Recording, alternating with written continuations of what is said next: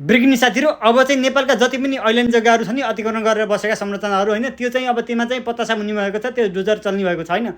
जो कि अहिले भर्खरै मात्रै आज मात्रै प्रधानमन्त्रीको कार्यालयले चाहिँ प्रत्येक जिल्लाका सिडिओलाई चाहिँ अर्थात् प्रशासनलाई भनौँ न, प्रशासन कार्यालय चाहिँ पत्रचार गर्दै त्यस्ता ठाउँमा भएका संरचनाहरू छन् त्यो चाहिँ हटाउनको लागि पत्रचार गरिसकेको छ।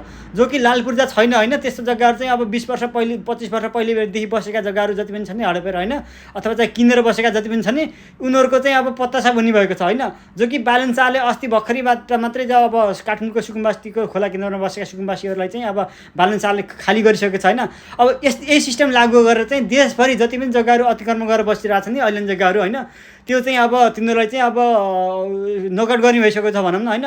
जो कि अब काठमाडौँका घरहरूमा चाहिँ अब यस्तो भएको भन्ने कुरा चाहिँ अब समाचारहरू तपाईँ हामी सबैलाई थाहा नै छ होइन। अहिले चाहिँ पछिल्लो समयमा चाहिँ तराई लगायत नेपालका विभिन्न ऐल्यान्ड भूभाग जति पनि ओगटेर बसेका छन् नि, चाहे चाहिँ कुनै अब के अरे पारिवारिक हिसाबले होस् अथवा धार्मिक हिसाबले होस् अथवा चाहिँ शैक्षिक हिसाबले होस्, शैक्षिक संस्थाहरू होस् होइन, जुन जस्तो होस् नि होइन, तिनीहरू चाहिँ अब बालन सरकारले चाहिँ अब त्यो सबै राज्य कोषमा फिर्ता ल्याउने भएको छ होइन। अब अस्ति भर्खरै मात्रै चाहिँ अब विराटनगरको जुट मिलमा चाहिँ अब डोजर चल्यो त हामी सबैलाई थाहा नै छ होइन। अब चाहिँ गाह्रो छ होइन। के कस्तो लाग्छ बालन शाहको काम कस्तो लाग्छ अनि प्रतिक्रिया जनलाई यो भिडियो जतिसक्दो सेयर गरेर साथीलाई।